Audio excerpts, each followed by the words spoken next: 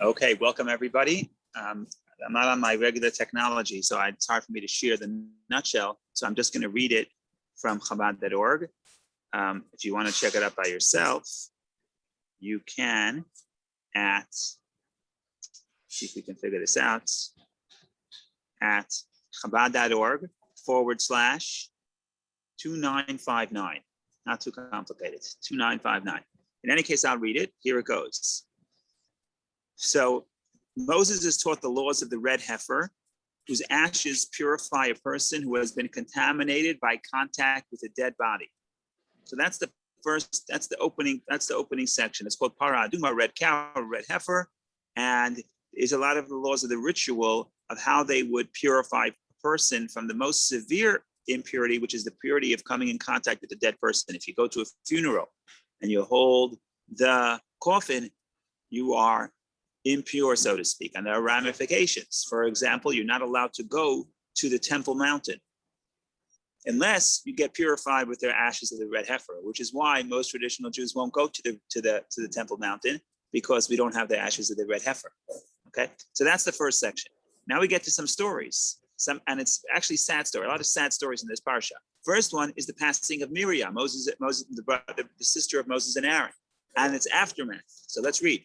After 40 years of journeying through the desert, the people of Israel arrive in the wilderness of Tzin, type of desert, a place in the desert. Miriam dies and the people thirst for water. God tells Moses to speak to the rock and command it to give water. Moses gets angry at the rebellious Israelites and strikes the stone. Instead of talking to the stone, he strikes the stone. In Yiddish, you say, Nish geferlach, what's so terrible? But that's a big deal. Water issues forth. But Moses is told by God that neither he nor Aaron will enter the promised land because of this episode. So that's a big problem to understand this episode. So we had the passing of Miriam. We had the decree that Moses and Aaron are not going to enter the land of Israel. And now we have the passing of Aaron.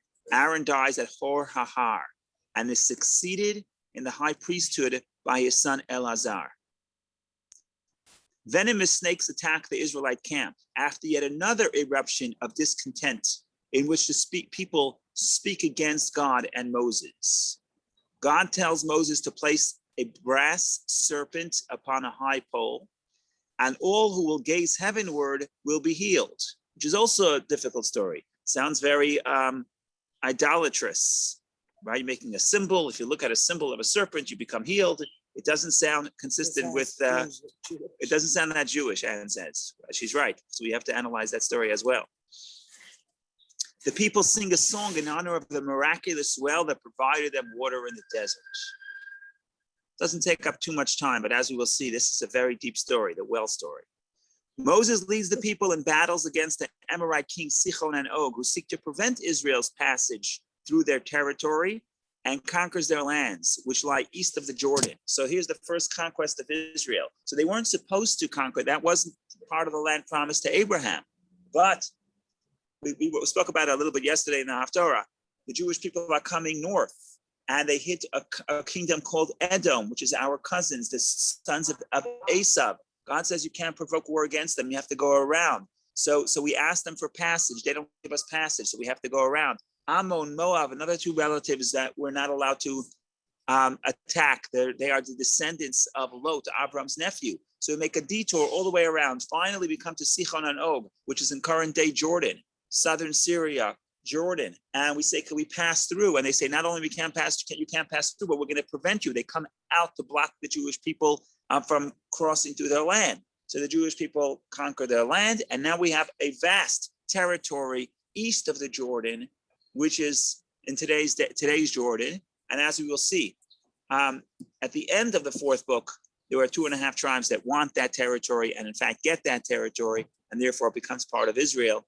But that's for the future stories. So that's Chukat, that's the law, that's the section that we're going to focus on today. The name of the parsha is Chukat, which means decree, and it gets its name, of course, from the quintessential decree of the Torah. Decree are the law. Decree means the law that has no rational explanation. And of all the law, page 839 in the Art Scroll, 839, And all the Torah, there are some laws that have explanations. Some laws are logical. In other words, that's one category. Then there's a category that are testimonials, commandments that we do to commemorate the past, such as Passover, even Shabbat. And then you have a category which is not rational. It's called a chok, a decree. Why do we do it? Because God told us to. Of all those laws, this is the quintessential law. Why? Because of all the laws, the most difficult to understand is laws of ritual purity and impurity. It's not tangible, it's not physical. And the laws of the red heifer are even more difficult to understand because they're paradoxical. There are a lot of paradoxes built into this law. Why do we do it? Because God told us to. As simple as that. So we can elaborate upon all of this, but I do want to do a few minutes on the red heifer, and then we'll go to the other stories. And we almost never get to the end of the parsha, so maybe we'll jump around. Maybe we'll start with the end of the parsha. We'll start with the red heifer. We have to start with the beginning. Then we'll go to the end of the parsha, the brass snake, the serpent, and then we'll talk about maybe the well. And if we have extra time, we can go back to the quote unquote elephant in the room, which is the story of Moses hitting the rock, which is the most difficult story in the Torah probably to understand. It's very painful and very troubling how they commit this very minor sin and it becomes a big deal. So that's the question. These are the questions that, these are the issues that we want to discuss. But not in the meantime, parallel to that, if anybody has any specific questions or anything that provokes your interest, or any specific part of the parsha you want to talk to, you want to mention, and you want to raise, please do, because we are a democracy, or at least we try to be, and we're happy to hear any issues raised. Not promising to address, because not always we have what to say, but at least to listen. We always want to listen.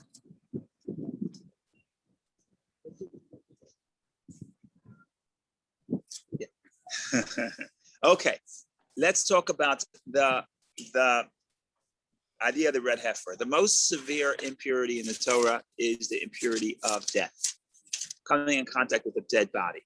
And after you come in contact with a dead body, you are ritually impure for at least 7 days. And like I said, today we're all ritually impure, because even if you never went to a funeral, I went to a funeral and then I shook your hand, so now you're impure. Okay, so you're also excluded. So so there's many laws of impurity. The ritual, the impurity of touching a dead person is in some sense the most severe, and therefore the purification is also the most difficult. The process is the most difficult. You have to take 7 days. You have to get the ashes of the red heifer sprinkled, and the Medrash says Moses doesn't understand. He doesn't understand how this works. How could the ashes of the red heifer purify? And there's, of course, a lot of mysticism. So even though I mentioned in the beginning that this is a decree. Decree means God says, do it because I told you. Nevertheless, we're still supposed to seek to understand. And therefore, throughout the ages, many various sages offer different interpretations of what's really happening here. So I'm just going to raise one or two today, even though there are many, many more, but we'll go with those.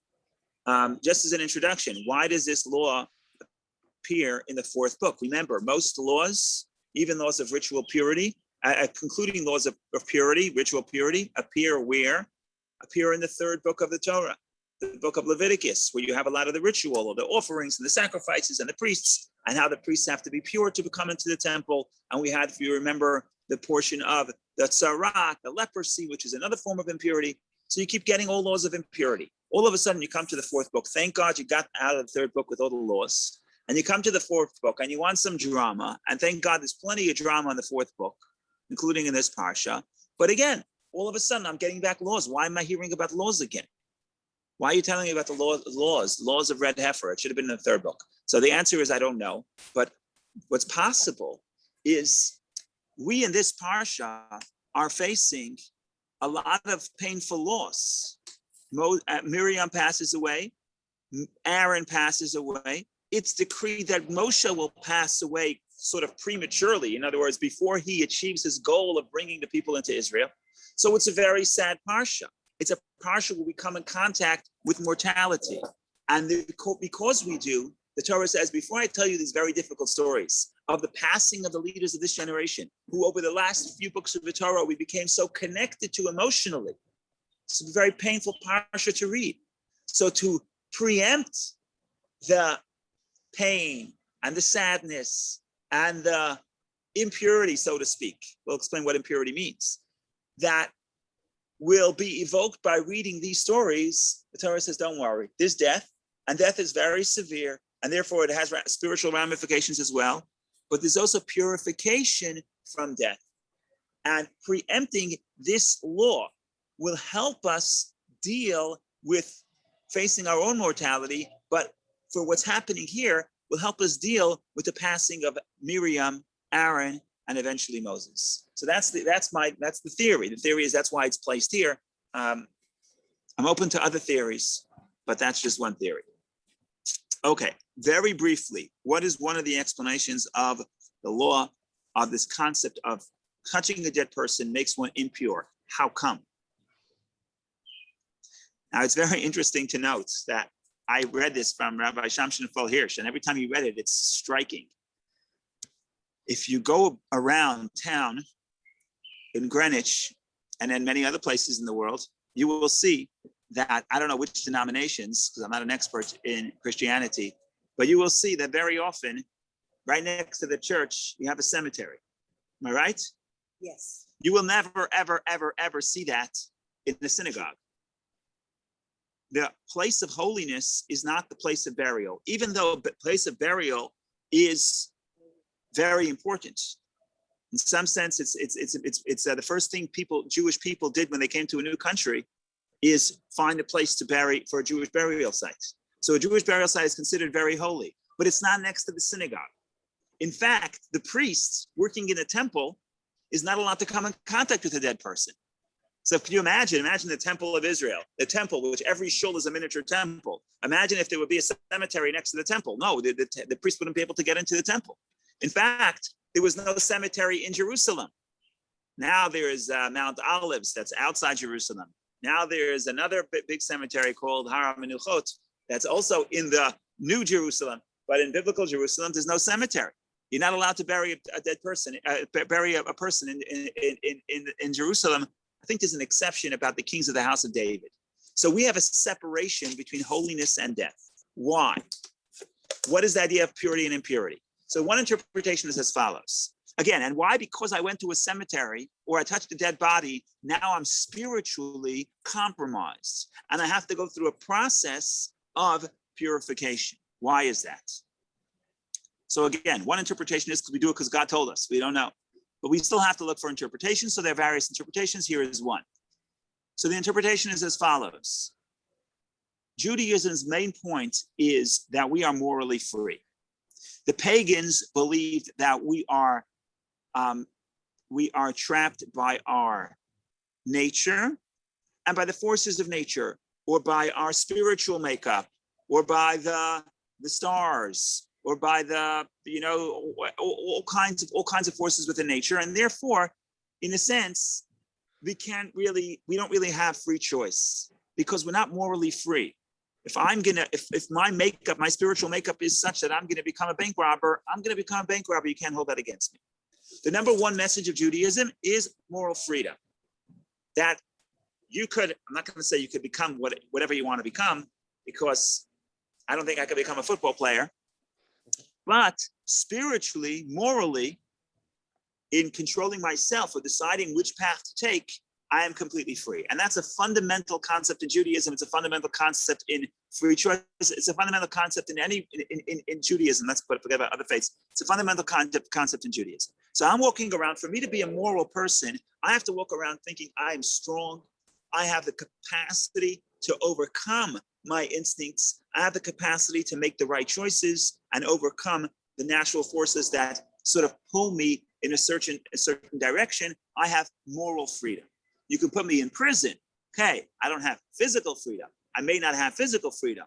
If you're stronger than me, you can force me to do something. But morally, my own, what happens within myself, that's up to me. You can put me in prison, but then it's my choice to be depressed or not. See what I'm saying? That's sort of the moral choice. Okay, so it's wonderful. So I'm running around and I'm free and nobody could stop me, and therefore I'm empowered because I believe in myself. I believe in my spiritual capacity. Oh, wonderful. And that's the prerequisite to any morality. Now, the problem is I go to a funeral. What do I see when I go to a funeral, when I touch a dead person? What happens? What am I faced with? I am faced with my mortality. In other words, I am faced with weakness. I am forced to realize that I am not in control, that there are forces greater than myself. And that's why I'm spiritually susceptible to say that just like my body is not free, my soul is not free either. See what I'm saying? I could not, that my body is not free because I have nature. I'm following the track of nature. Eventually I'm mortal. So I can't, it's out of my control. So if I face my weakness, if I face my mortality, I could think, so maybe my spiritual capacity is also limited. And that's why I'm spiritually susceptible. And that's why I have to go through the process of the red heifer. Well, hopefully we'll explain how it works. And what I'm really telling myself is, yes, my body is mortal. My body is weak. My body is not free, but my soul is immortal. And my soul is free. And my soul cannot be captured. And therefore, I still have moral freedom, even though physically I am not free, because physically I am bound by the laws of nature. But this susceptibility to impurity comes when I face and think about mortality. And there's a very interesting verse here that implies that a person really shouldn't, it's not necessarily good to think about your mortality all the time, because it makes you sad, so to speak. It robs you of energy. But if you do, then you have to counter it and think about the positive, which is, yes, my body is mortal, but my soul is not.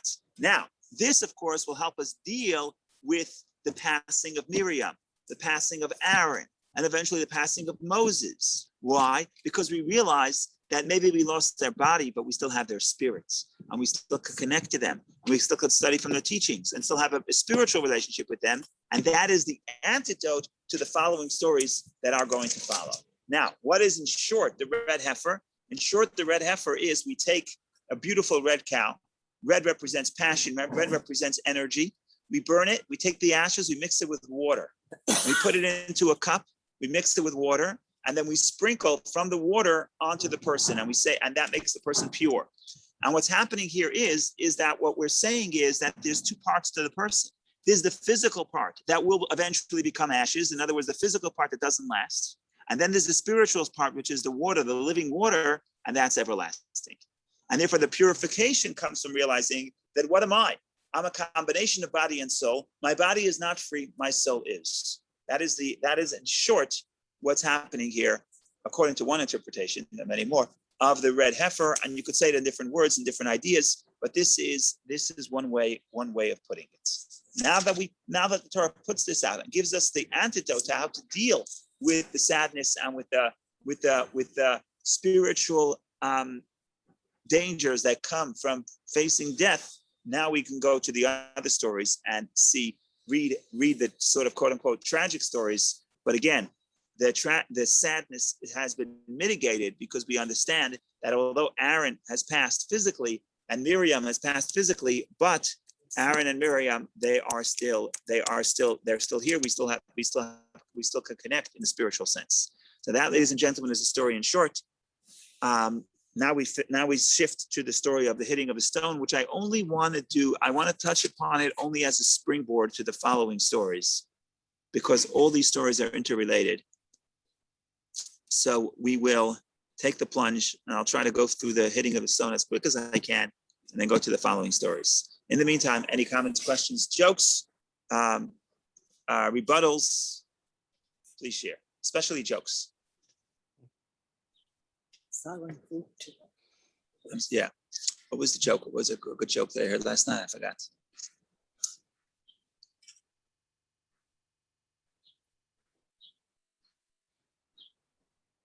Joke. I heard a joke last night. You had a good joke.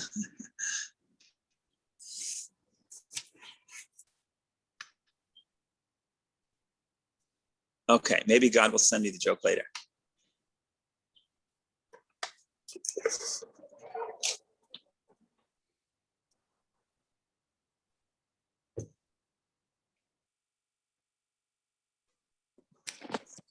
Robert, can I ask you a quick question?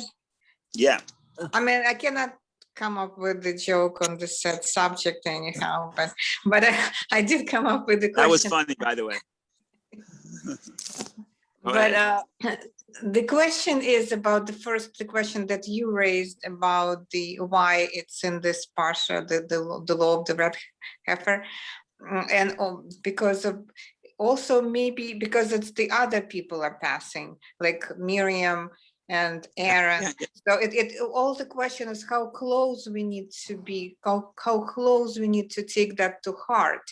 And my question is, the written Torah doesn't say that you cannot come to the cemetery. It says you cannot touch the person, right?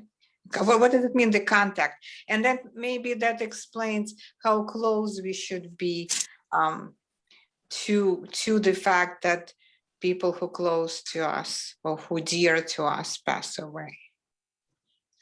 Right. So there is this balance between, there's actually a mitzvah, unless you're a priest, there's actually a mitzvah to become impure. So let's say you have a relative, you're supposed to connect, you're supposed to bury. Burial is one of the greatest mitzvahs you can do. And to the extent that even if, let's say there's somebody who has nobody to bury them or no one to take care of the body, everybody is commanded to deal with them, including the priest, including the high priest. The high priest is not allowed to become impure, even for a family member, even for a parent. But if there's a Jew, an anonymous Jew, nobody knows who he is, and he died on the street and he needs help to be buried and there's no one else to bury him, the high priest has to bury them. That's fascinating law. You read that in the third book. So what am I saying? I'm saying, of course, we have to have closeness to the people, to our relatives, etc. This is going to sound funny, but death is a fact of life. So there's a mitzvah to deal with it, not to escape it and not to run away from it. You have to confront it. However, the Torah gives you the tools to purify yourself from the spiritual vulnerability which can be produced by the fact of life, which is death. And what's the spiritual vulnerability? That I feel weak. I feel that I'm limited. I feel like life ends, if not for me, then my loved ones. And that's a very difficult feeling, and that puts me down. That makes me depressed and sad, and also has ramifications to what I believe I'm capable of. So what the Torah is telling you, of course, you have to become impure for most people. And even a priest has to become impure for his family, and a high priest has to become impure to somebody who needs the help. But the bottom line is, you could become impure, you have to become impure, you have to mourn, because that's part of life. And if you don't, it's cruelty. If you don't mourn, it's cruelty. However, the Torah, like I said, the Torah is giving you the tools, the spiritual tools and the psychological tools to deal with this quote unquote closure of life, and realize that the death only affects part of the person, the body, but not the soul. Beautiful. Does that make sense? Thank you, Rabbi. And that includes your own mortality and also people who close to you. Of course, yes. Like I said, when I go to a funeral, I reflect that to myself. I think about my own mortality, which is not a bad thing, as long as it's in measure. If you're thinking about it every day, it's not healthy.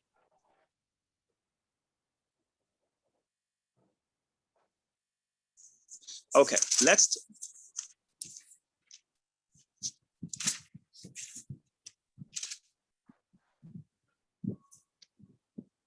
Moshe hits the rock. I'm going to read a few verses.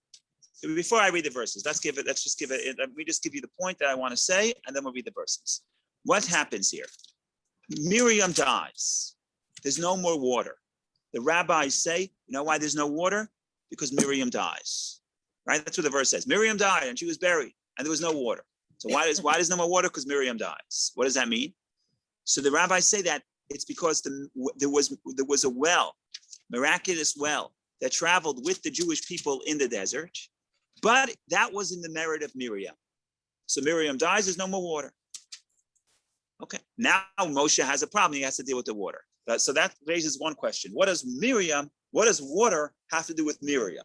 Why could she has no problem with the well. Moses gets all bent out of shape, and you'll see he fails because he can't deal with the well. But Miriam has no problem. The well has been there because of Miriam. So that's issue number one. So what happens? God says, gather the people, speak to the rock. What does Moshe do? He doesn't speak to the rock, he hits the rock. God says, oh, the end of the world.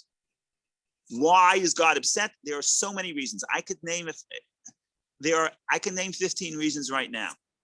Unless I'm losing my mind. So it could be, don't test me. But there's many, many multiple reasons. Why are there so many reasons? Because it's a strange story. The verse doesn't say what the problem is. If I give you this and I say, find me the sin, it's very hard to find the sin. At least the severity of the sin, especially because God tells Moses, take your stick. Take your stick. So what do I? Okay. So there's so many interpretations, but I'm just going to give you one. And the interpretation is as follows. What is the symbol? Let's think about the symbolism for a second. And why Miriam has no problem with the well, and Moshe has a problem with the well. And basically the idea is as follows. There are two ways you can influence people as a leader. Number one is you could come what the Kabbalah calls top down, milamayla lamata, from above to below. You're the giving, you're the teacher. Moshe is the conduit. He brings to the people the word of God. Top down. He brings them the Torah, he brings the miracles, he brings the manna from the heaven. By the way, the Medrash says the manna from the heaven comes in the merit of Moshe. Moshe brings down heaven. Moshe is flowing down from heaven to earth. That's his job. What is a well? A well is the exact opposite. Usually rain comes from heaven. A well comes from the earth. Ah, that's Miriam. What is Miriam? Miriam doesn't need a time. Moshe needs the miracle. Moshe represents miracle. Here, God is going to solve your problem for you top down. Miriam doesn't need that. Miriam helps people operate when there are no miracles. When does she become famous? She becomes famous in the midst of the bitter exile, slavery in Egypt. In fact, her name is a combination of Mayim. Miriam is Mayim, water, but Miriam is also Marim, the exact same word as bitter. Why do you name your child bitter? My grandmother was Miriam. Why do you name your child Miriam? So one interpretation is Miriam gave the Jewish people water in the bitter times. Water means sustenance. And the Medrash has a beautiful Medrash where Moshe's parents, Amram and Yocheved, separated because there was a decree that we're going to just kill all the male son, all the Jewish males. So they separate. And because they were the leaders and they separate, everybody separates. She goes to her parents, she makes sure they get back together, and she says, you're worse than Pharaoh. Because Pharaoh only decreed against the males. You, by separating and not engaging in procreation, you're decreeing against the males and the females. And she also had the prophecy. She had a prophecy. Her prophecy was that my mother will give birth to a child who will save the Jewish people. So she becomes famous. She's operating in a time, not a time of revelation, but a time of darkness. In other words, she could find the water within the difficult situation. She can find water within the people who are suffering and within the darkness. That's her skill. Moshe doesn't know how to do that skill. Moshe cannot help you solve your own problem. Not because he's not a good leader. That's just not his job. His job is to bring you the word of God. His job is to break the Pharaoh from above, top down. That's the symbol of the staff, hitting the staff. But now, we're 40 years later, the Jewish people have to reach spiritual maturity. They have to now solve their own problems, which is what they're going to have to do once they enter Israel. There'll be very few miracles. No miracles. You have to go to battle by yourself. You have to plan the wars by yourself. We're transitioning to a generation where the people have to reach spiritual maturity. They have to solve the problems on their own. And therefore, God says you have to speak to the rock. Speak to the rock as a metaphor. Speak to it. Find the words to connect to the rock. Rock is the metaphor for the challenge. Find the water within the rock. Moshe doesn't know how to do it. Moshe hits. He's not the right guy for the next generation. So it's not that it was a sin, because as a sin, this was not a big sin. But what it was the idea that Moshe is not capable of being the type of leader that the people need at this point, the new generation. He's tied to the old generation. His job is to bring them the word of God and to solve the problems top down and to sort of show within the world the transcendent light of God. But to be able to help people solve their problems without the open intervention of God, that Moshe doesn't know how to do.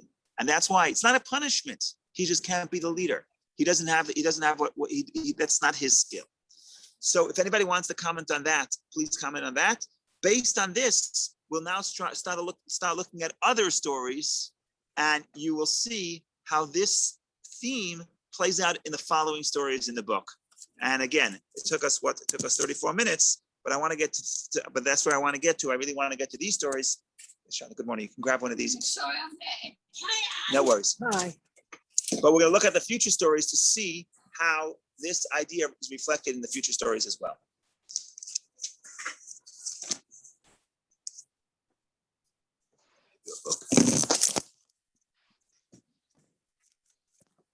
Page 840, 41.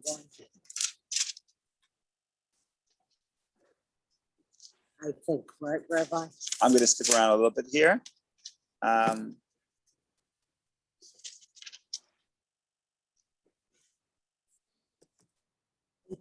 shall Okay, we're going to skip. We'll go to 849. We're going to skip. We're going to skip. Yeah. what I skipped to that.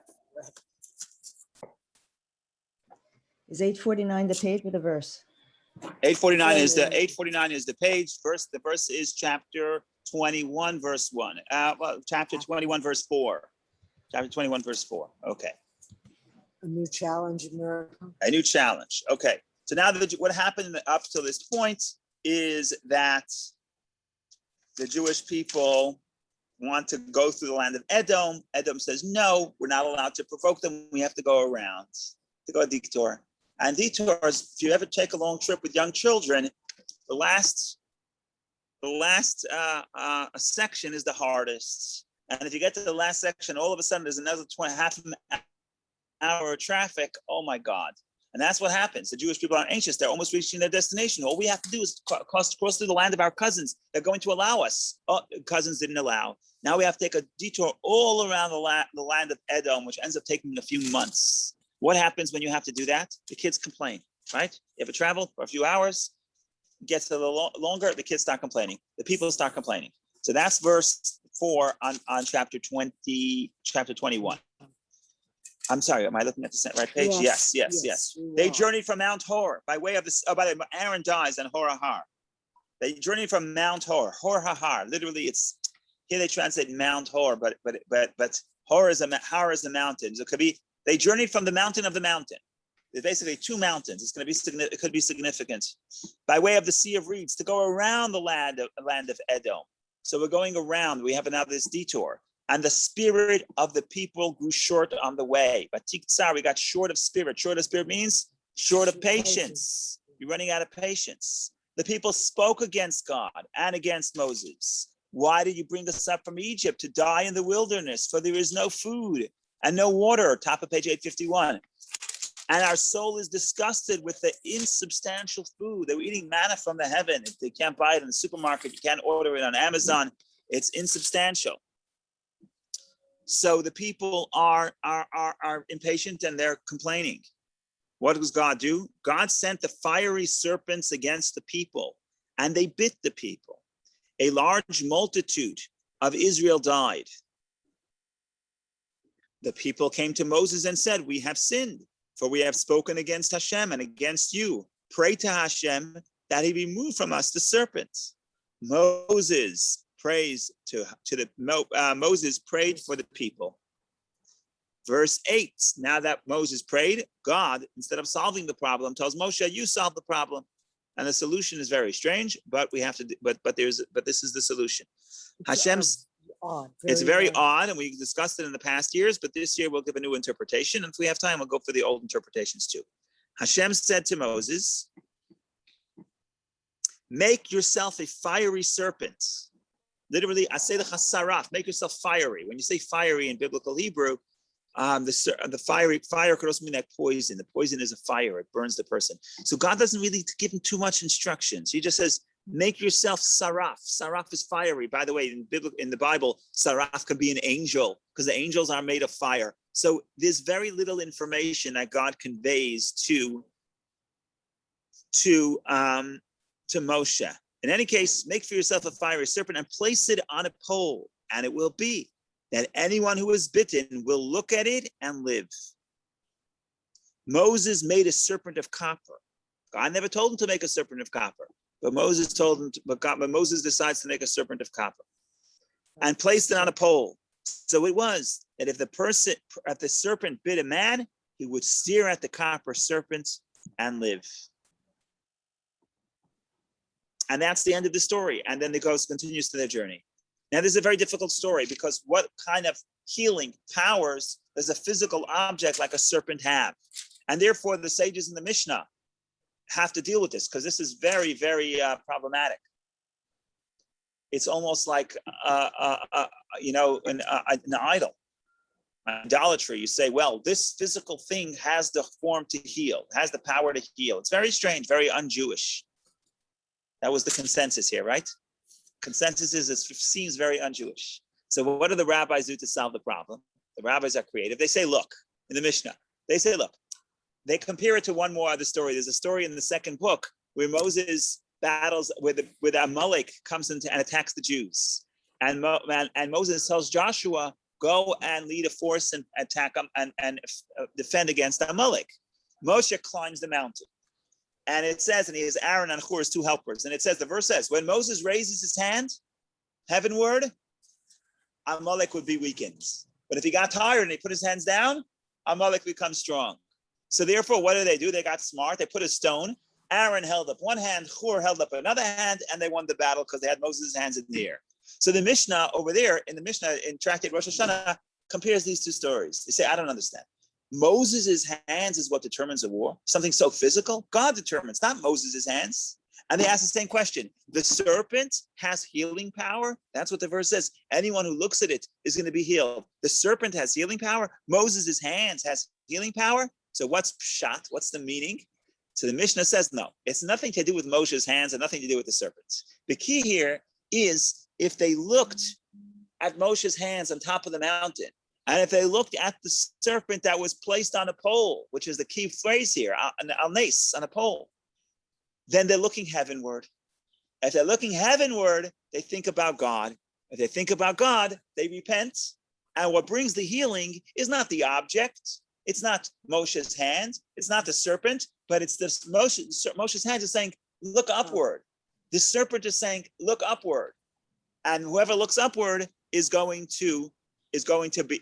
be healed. That is the interpretation of the Mishnah, and it's not a perfect interpretation, but it's okay. But you see, it just tells you how this is a problematic story. And there are all kinds of interpretations of what the mysticism is and why a snake and why the serpent is. We could be here all day, and we have discussed this in the past. But now I don't want to tell you what now I'll tell you something I haven't told you in the past. I don't think I have.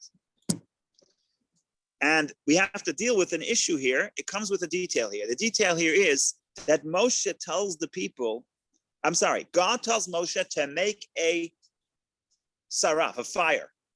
But saraf can also be a sort of a reptile that bites, a poisonous reptile. So God tells Moshe, make a poisonous reptile. What does Moshe do? He goes and he makes a reptile, a snake of copper. Why copper? Of all the materials, copper. So there's an interesting medrash that Rashi quotes, and the medrash says, look, God told him to make a snake. Even though he used a different word, he used fire, but God told him to make a snake, nachash. And the Hebrew word nachash is similar to the Hebrew word nechoshet, copper. So he says, look, it's got to rhyme, right? But it's got to rhyme. So God says snake, nachash. So I want to find a similar material that sounds the same, nechoshet. How does that solve the problem? Why is it so important? Why is the poetry so important here? Is another question, but we'll deal with that in a minute. So the issue here is God does not tell Moshe what material to make it of, yet the Torah says clearly that Moshe made it of a copper material. Why the copper is so important, so we'll deal with that. So why copper? So I heard an interpretation this week that I think is outstanding. Problem is that I don't know where the person got it from. So I don't know if it's original, and I don't know if it's plagiarized. And I don't know if it's okay to plagiarize from someone who plagiarized. I don't know if that's okay or not, but I'll tell it to you anyway. Where do you see copper in the past? What purpose does copper represent? So if you go back into the second book of the Torah, you read how God tells Moshe to make, and when they build the tabernacle, so most of the material was there's gold and silver and wood, but there's also copper. And God says, make a copper basin, make a copper a dish to wash the hands, a sink to wash the hands, kior. And then it says that Moshe made the copper basins with the mirrors. And we discussed this in the past, this whole thing with the mirrors. The woman brought mirrors. And what was the mirror? Because the mirror, that's how they had, the copper was, the mirror was made of copper. I don't know exactly how it was made of copper. It was shiny, don't ask, I don't know. The mirror was the copper. Copper, they had copper mirrors, because what is a mirror? A piece of glass, something shiny and that's transparent, and it has to be a block, and then the light reflects. So they had coppers out of, they had mirrors out of copper. And there's a whole to-do over there where God says Moshe didn't want to, the Medrash says Moshe didn't want to use the mirrors, because what is mirrors? Mirrors are for vanity. We're making a home for God. Don't bring the mirrors that are here to make your body beautiful. It's not spiritual. And God says, no, you need the mirrors because they're amazing. And we discussed why? Because the Jewish women used them to beautify themselves, to entice the Jewish men to procreate back in Egypt. So really the mirrors are the reason for the Jewish people's survival. That's what the Medrash says. And there's a lot of mysticism on the mirrors, which we're not going to get into it right now. What we will discuss right now is as follows. The thesis is like this. What do we know about copper? Copper is copper mirrors. When Moshe says, I'm making a snake of copper, what he's really doing is making a snake of a mirror. Now, when I look to the mirror, what do I see? I see myself. What is Moshe telling you? You have a problem. You have to turn to God. You're expecting God to do the healing. The healing doesn't come from Hashem anymore. That model worked in the first 40 years, but God solved that problem. You have to heal yourself. You have to repent. You have to find a way to return to God on your own. Not because Moshe will give you an intellectual inspiring sermon. Not because God is going to come and perform a miracle. No, you have a problem. You want the solution? Look in the mirror. That's really what the serpent is telling you, the copper serpent. The copper serpent is look in the mirror, you solve the problem by yourself. Look inward. Don't look for something outside of you.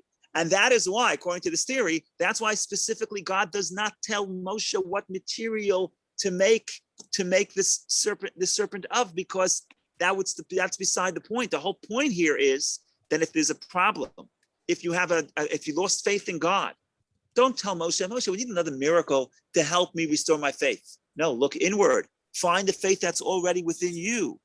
And that is how the healing will come. So what am I saying? I'm saying what's happening here is you see that the stories that followed the story of Moshe not speaking to the rock, now Moshe got the picture. Now Moshe says, I can't do it for you, but what I could do is I could make a mirror. I could show you that the solution to the problem is no longer going to be from above. Now you want to restore your relationship with God. Don't wait for God to interfere and do something for you. Look inward, look at your soul. You have the solution within yourself.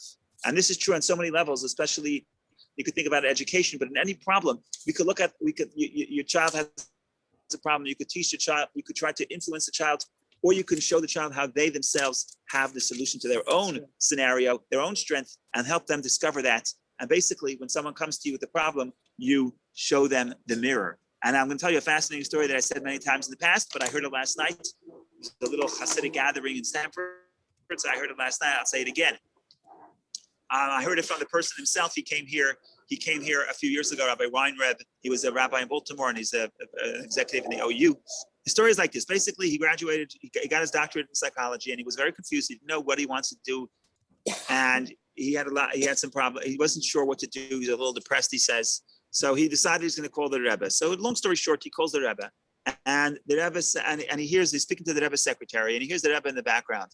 And he doesn't say his name. He says, I'm a Jew from Maryland. I have some problems. I don't know what to do. I'm a doctorate in psychology. So I go to the rabbinate. He's confused. So he hears the Rebbe saying in the background to the secretary, he's in Maryland. Tell him there's a Jew in Maryland. There's a Jew in Maryland who can help him. Go speak to a Jew in Maryland. Go speak to Weinreb in Maryland. He says, my name is Weinreb. So he's shocked. He didn't say his name. So he tells the Rebbe, he tells the secretary, yeah, but I'm Wine Reb from Maryland. So he hears the secretary telling it to the Rebbe. So the Rebbe says, oh, you're Wine Reb. So go speak to yourself. Okay, what's the idea? The idea is not always, sometimes you need advice from somebody else, but sometimes you have to look inward. You have your answer. You have the answer to your problem. You have the answer to how to restore your relationship with God. What you need is you need a mirror. And it wasn't possible to do that in the beginning of the Jewish people's spiritual journey when they left Egypt. They didn't have the maturity, but after you get to a certain point, and that's what's happening now, is the people have to find the answer from within. And that's the maturity. And that's what Moshe was not able to do with the story of the hitting of the stone. But Moshe could say, here is the serpent of copper. It's really a mirror. So why doesn't God tell Moshe what material to make the serpent from? Because that's the whole point. Figure it out on your own and demonstrate how you can figure it out on your own. And when Moshe comes up with this idea, that's when it works, because he demonstrates to the people, you have to look inward, don't look outward. And that is one story. And that will lead into the next story. But first, if any comments, questions, jokes, please share. Otherwise, we go straight to the next story, which is really the same theme. So basically, all morning, I'm going to be saying the same thing, just showing it in different stories. So, Rabbi, maybe that's a combination of material and also the placement, because you need to look at yourself, but what self, that the godly soul in you. So you have to look upwards also. Yeah, so that's another angle, and that's the conventional Hasidic interpretation, which we can discuss. I'll give it briefly here, but I'm trying to find a common theme in all the stories, so I didn't touch upon this here. But what Vicky is alluding to is as follows: I have a problem, I have a challenge. The snake came and bit me. Snake is the challenge; it's getting in my way. It's not letting me produce. So there's an obstacle. The question is, how do I heal myself from this obstacle? So I have a choice. I could look at the obstacle the way it is down here, the snake on the floor, or I could look at the obstacle in its divine source. God created this obstacle. So there's a spiritual energy in this obstacle. Why was this obstacle created? You know why? It was created not to stop me from doing the right thing. It was created to elevate me to a higher level. Because when I have a challenge and I have to overcome the challenge, I have to dig deeper within myself and discover deeper powers that I didn't know I had. Like you go to the gym, what do? They ask you to do something that's difficult. I can't do it. But by pushing yourself, you strengthen your muscle and you become stronger. You get a deeper potential. Same thing with, if you don't do too much at a time, it'll break you. But if you have a good trainer, they do little by little. But the point is to raise you up. The obstacle is not to put you down. The obstacle is to raise you up. By the way, the pole in Hebrew is a pole, but it's also a nace. It's also, I don't want to get this right now. The word for pole, the word for miracle, the word for obstacle is all the same. Nisayon, test. Nace, miracle. Nace, as in banner, is all the same. Why? Because an obstacle is really here to raise you up. So when overcome it and make you stronger, make you better, lift you up. So if I have a challenge and I have a snake, I have a serpent, I could look at the challenge as a real obstacle, or I could look at the challenge and say, you know what this is? I'm choosing to look at this the way it is in heaven, in its divine source. Why is it here? It's not here to stop me. It is giving me a challenge, but it's not here to stop me. It's here to raise me up. And if I have that attitude, I will be healed, because nothing stands in my way. Even the obstacle that even the objective obstacle that really is a problem. I'm not talking about problems that I just conjure in my mind, but even if it really is an obstacle, it really is a challenge. But I could look at it as something that's here to put me down, or something that actually God creates and puts in my life as an obstacle course to help me reach a greater level. So that's the raising of it. Either it's here to raise me, raise the problem, meaning look at it the way it is in its spiritual source. But that's sort of a little different path. We spoke about that in the past. I'm looking for the path of, could you find the solution or find the inspiration from within, or do we need a Moses to perform the miracle? And later, we're not really going to have a Moses. The miracles are going to sort of shift once we cross the Jordan, once we cross into Israel. Rabbi, what I was trying to tell, the kind of take it combine the two together, but when you look at yourself, because there is some God, some divine power in you. Yes. So in that Yes. you look in the mirror, not only to what to perfect in yourself, but where to find the strength. So if you look at the combination of the material and the placement of this cure. Yeah, and I'll just add to what you're saying. When you look at yourself, don't look at yourself in your weakest moments. Look at yourself with your raised potential, right? What do I see within myself? Right, 'Cause right. I could see I could see the negative and the positive. I could see the parts that are weak or the parts that's strong. I could see the parts that are. I could see myself in the negativity within myself, or I could see my soul, which is raised. So even with a mirror, you have to know what to look at. Okay. Thank you. I just want to proceed to a very strange story, which is the story of the well and the song of the well. Nobody knows what this well is doing here. There's big debate of what the well, who they're singing about. We'll wait for the fire trucks to pass, and then because that's the obstacle God is sending. No, I'm kidding. They're here to help people, but we'll wait for that to pass, and then we'll proceed. Rabbi, this really concerns to a great degree a kind of reconciliation between the masculine and the feminine. Masculine energy comes from down below. The well, the water comes from above, and you have to have that combination for it to work. And that works with the snake, which is the low the thing of the earth, being but used on a pole to point upward, which is another kind of reconciliation between, and in fact, it's not gold, it's copper. Gold would represent something else, an idol. Now it's a workable thing, it's a useful thing. So it's the whole thing revolves around this questionable reconciliation between those forces. Agree, and I failed to mention, but I alluded to in the beginning. That's why the well is the well of Miriam. What is a well? A well is the water that comes from below. So the feminine aspect is able to find the solution within the person. Don't try this at home, but if you ever have a problem and you go to a man and you want sympathy, instead of sympathy, they're going to solve your problem. They're going to try to tell you what to do to solve your problem. What's that? That is top down. That's hitting the stone. If you go to the feminine solution, not that every woman has the feminine solution, some women have masculine, there's the division. Every soul has both masculine energy and feminine energy, but the masculine solution is to solve the problem. The feminine solution is to help you discover how you can solve it. It's a different model. It takes more time, but it's more internal. So when Moses hit the stone, he was using the wrong tactic to connect with the feminine. I would say that Moshe was the right leader, but not for this generation. In other words, the generation out of Egypt, he was the right leader. But at that point, you needed the more feminine situation. You always need both. Look, let's be honest. You always needed both. That's why you had both Aaron and Moshe and Miriam. You always need both. But the dominant force in the first generation was Moshe. But in the next generation, the dominant Moshe cannot be the dominant force because we reach the stage of maturity where people have to look within themselves and they have to look within nature. They have to operate through nature and not rely on the transcendent energy of God to come and find a solution, but we have to work for the solution on our own. Okay, I want to skip a little bit to they travel a little bit further.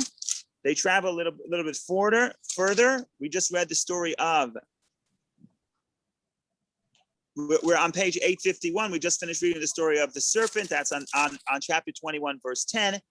And before we go, there's some battle, there's some poetry here. No one's going on over here. No one knows exactly what's going on. 853, page 853, chapter 21, verse 16. And from there to the well, they came to the well. Nobody knows which well exactly. It is the well of which Hashem said to Moses, assemble the people and I shall give them water. Which well is this? Is this the well that we just hit? Is it a different well? We're not going to get into that discussion. What we're going to do is there's a song for the well. Let's read the song. 17. Then Israel sang this song. Come up, O well, call out to it. Well that the princes dug, that the nobles of the people excavated. Through a lawgiver with their staffs, a gift from the wilderness. A gift went to the valley, and from the valley to the heights, and from the heights to the valley peak.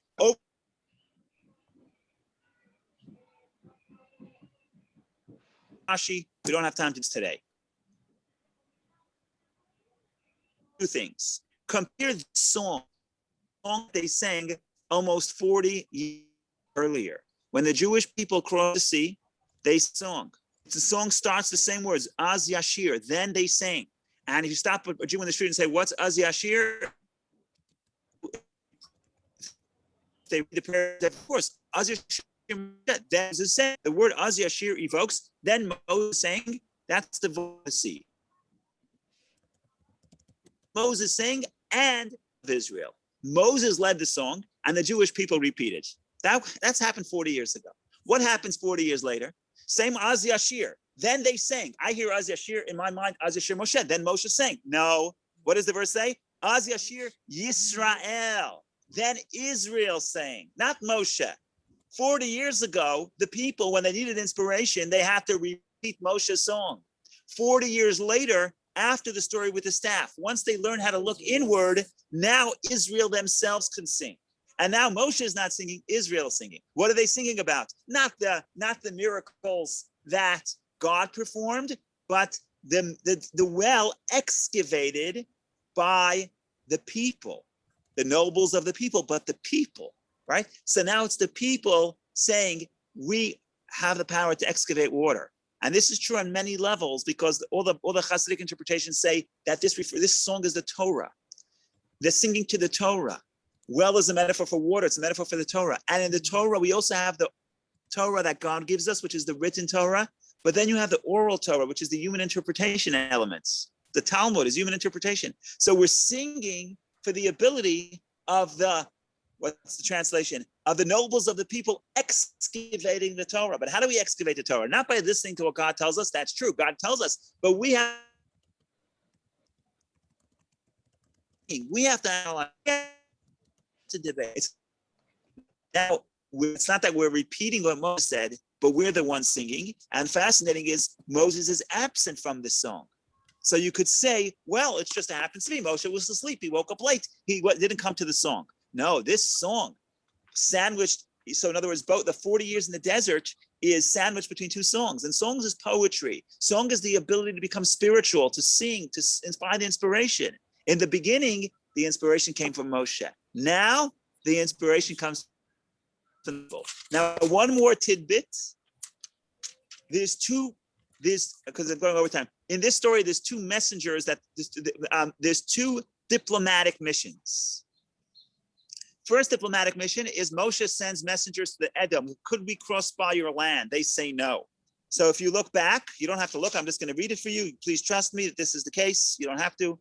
If you look at page 845, it's really 847.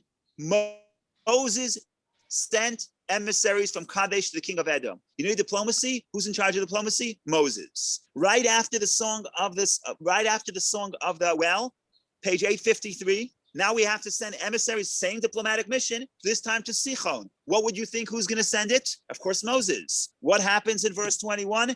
Israel sent emissaries to Sichon. It wasn't Moses anymore.